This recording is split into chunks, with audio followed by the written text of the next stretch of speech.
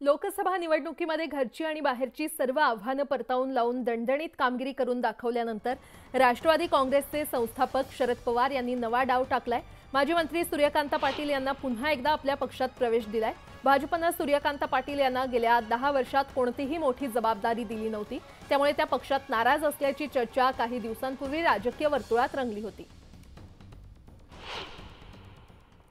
पुन्हा आपण मला प्रवेश दिला पक्षामध्ये, त्यासाठी मी, माझा परिवार, माझ्या दोन्ही जिल्ह्यातले लोक, हिंगोली, नांदेड, परभणी सुद्धा, हे सगळे माझ्या परिवाराचे सदस्य आहेत। मी कुठेही असले तर त्यांना तुटून राहिले नाही। राष्ट्रवादीचा एकूण एक माणूस माझ्या संपर्कात होता आणि त्यामुळे ज्या घरात मी गेले होते त्या घरातल्या लोकांनी माझ्यावरती विश्वास नाही टाकला।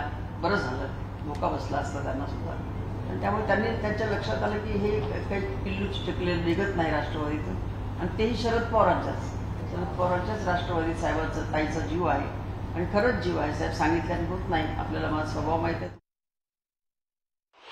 मी फार मोठी घोडचूक केली होती आपल्या साक्षीने आणि माझ्या अध्यक्षाच्या साक्षीने सांगते। आपण मनात कळवून म्हणाला होता की काय करणार आहे तिथे जाऊन, मी त्या विचाराची नाही आहे। तिच्या रक्ताच्या थेंबाथेंबामध्ये काँग्रेस आणि राष्ट्रवादी काँग्रेस आहे, काही नाही करणार तिथे, मी काहीच नाही केलं साहेब। कहाँ गए मालूम नहीं, किधर गए कुछ नहीं, गिलास थोडा बारा ना, अशी झाली गोष्ट। त्यामुळे हास्यास्पद आहे, पण हे हसणं सुखाचं नाही आहे।